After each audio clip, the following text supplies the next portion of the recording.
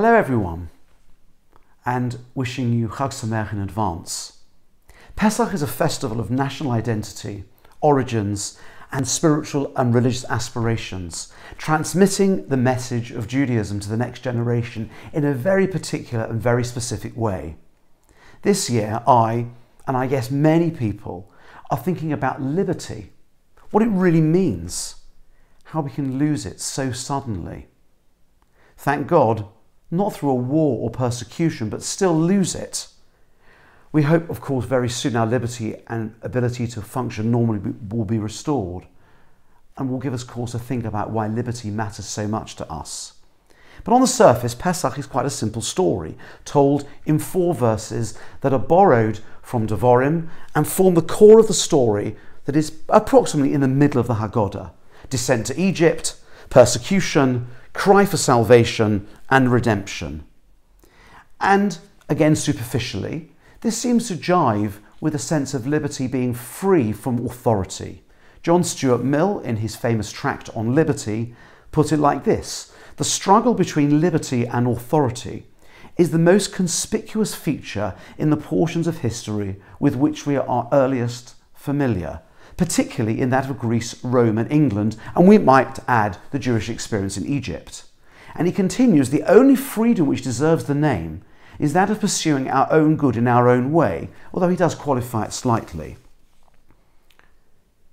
But is liberty, exodus, redemption simply a tool in order to establish freedom from authority? I don't think so.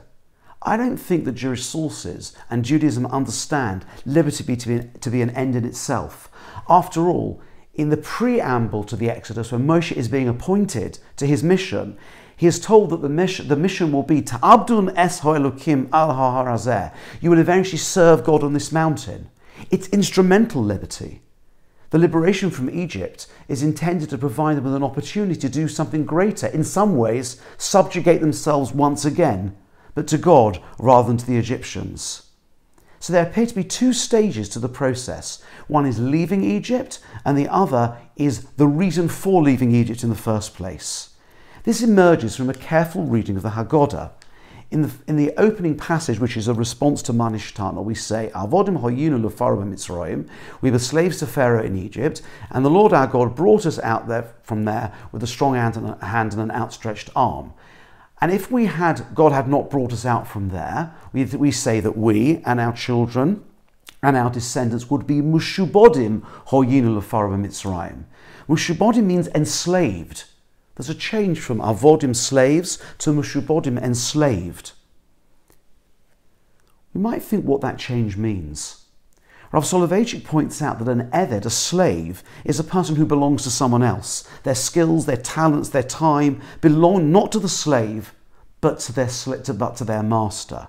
But mushubodim, enslaved, refers to a class of people who think, feel and behave as though they're tied to a system, a way of being, which perhaps is internal rather than external. And for Rav Soloveitchik, the Seder is a transition not just from physical liberty, the Exodus itself, but also a process of ridding ourselves of a restrictive slave personality mentality. And that's what it means. Had we not come out of Egypt, there would not have been an opportunity to be free internally, so we would have remained mushubodim, even if we'd physically left Egypt. If God hadn't intervened, if there hadn't been a higher purpose, we'd have still been mushubodim. And in fact, there's a bracha we say just at the end of the Magid portion of the Haggadah. We say it just before we drink the second cup, and we thank God al ge'uloseinu v'al pedus nafshenu, on our redemption and on the salvation of our souls, which appears to be redundant. And Rav Soloveitchik maps the 2. Ge'uloseinu means our liberty from Egypt. We stop being slaves. But the salvation of our souls refers to our separation from being mushubodim, not enslaved to something else. This idea also reflects, or is reflected by, something written by Isaiah Berlin in his famous monograph, 2 Concepts of Liberty. He says, what is the area within which the subject is, or should be left to do or be what he is able to do or be without interference by other persons. This is what Berlin calls negative concept of liberty, in meaning there's an ambit within which we should all be able to function without any external interference. That's freedom from a negative perspective, what he calls the negative concept of liberty. But then you have what or who is the source of control or interference that can determine someone to do or be this rather than that. That he calls a positive concept of liberty.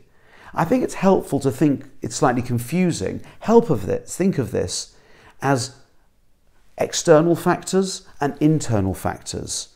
One can drive a car with complete freedom. One can make decisions which way to turn the steering wheel, where to go, how far to drive, how fast to drive. But if one is driven by some impulse to fulfill an addiction or some other internal loss of control, then one might be mushubad, somehow enslaved, even if one is technically free. These two aspects of the driving appear to fit with our concepts of liberty and with what Berlin writes here as well. So Seder enables us to see liberation from slavery in Egypt as an instrument to a higher form of self-regulation, self-determination, because the ability to be truly free is a state of mind, the ability to devote ourselves to God.